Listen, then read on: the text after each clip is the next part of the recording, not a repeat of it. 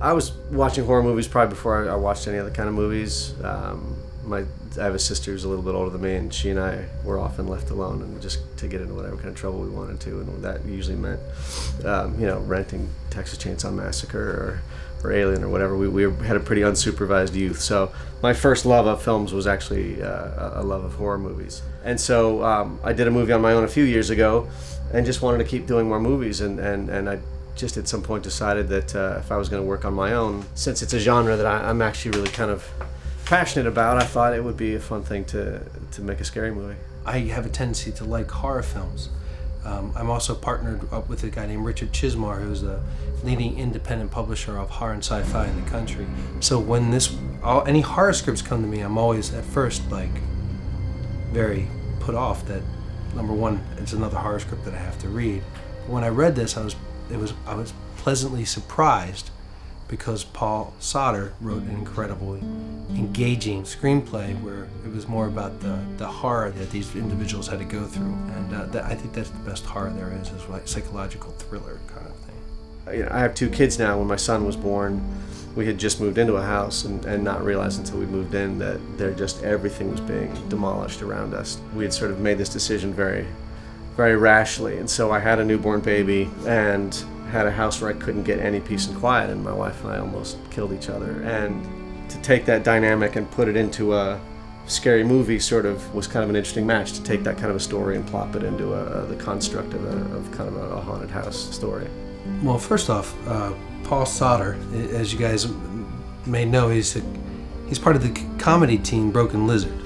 There's 5 guys. They've written like Super Troopers and Beer Fest. And so when they told me that I was working with Paul Soter, I thought for sure, oh my God, I'm probably going to get to do this really, funny comedy that I've been wanting to do for so long. Well, when I first read the scripts, I saw that it was written by Paul Soter, and I looked him up and saw that he was part of Broken Lizard, so I thought it was going to be funny.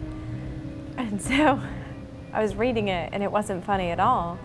Like, a little funny, but I was waiting for it to, turn that way. And then they sent me the script and they said, this was really well written horror script. We think you would really like it. And I did, and I read it and had all the twists and turns and had a real sense of understanding of what horror films, where they come from with character and stuff like that I love. So we bonded immediately. Yeah, Jonathan Schaech is playing the part of Alex, the husband, and that's just been a terrific surprise, because I knew that he had some experience doing horror, but I didn't know what a freak he is about the genre. And I got a real sense of how experienced he is and how passionate he is about it too. And so just as a part of working, and as we talk about scenes, it just leads us down a path of talking about our favorite movies and talking about things that really scare us and talking about these sort of upsetting, great sort of freaky ideas. Well, I'm playing a new father in this, so every time I work with Ever and Arabella, there's twins. When you watch the movie, try to tell them apart. I can tell them apart now. But they use one for 6 hours and they use the other for 6 hours. And because I'm a new father, they let me just kind of experiment and hold the baby, like I'm trying to figure it out and everything. Right. So it's a lot of fun. Yeah, these babies were weird. They didn't cry, not once. Because there's this the old adage, don't work with dogs or kids in film. And so I was like, oh, this is going to be a nightmare. So yeah, they didn't cry, so it was bizarre. So yeah, I would have more kids if they were like that. Right. But my kids were not like that. Pell has 2 boys, so she tells me what to do, just like the characters. Penny's a new mom, and she, is kind of grappling with having a new family, as one would do. Babies are hard, or can be hard. She's going through a terrible case of sleep deprivation, which is kind of what you go through even if something terrible and spooky isn't happening when you have a baby.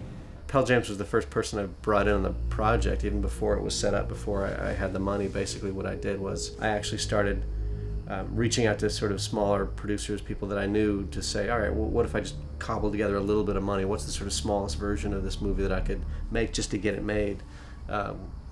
And part of that process was then thinking about, all right, well, look, if I'm just going to go out and make the movie myself, who are the actors and actresses that I like, who I think would be maybe interested in doing a really small film? And I just found that as I thought of people who I liked who felt like I could maybe reach out to them, she ended up on the top of the list. You know, the first thing you really get to know when you get to meet Pell is that she's really open with everything about herself, and she's got a great sense of humor. We're doing a really serious, thriller here, really tough situation that these two characters are in, and Pell brings her a great sense of humor to every moment. We're always having a good time, and then when we need to get real serious, she gets real serious, and she can go to any place. She's like a race car driver as an actress. She can put it in any gear at any time.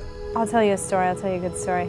So when I met with Paul, we were talking about if we had any phobias or fears and stuff like that. And so when I was about 3, I had a spider crawl in my ear. And my sister told me that it was a tarantula, and being 3, I didn't know that, it couldn't be a tarantula. So I am like a true arachnophobe. So the next week, Paul actually was doing dishes, and he said there was something in his ear, and kept wiggling it, and then down on his finger, a little spider started crawling down his hand.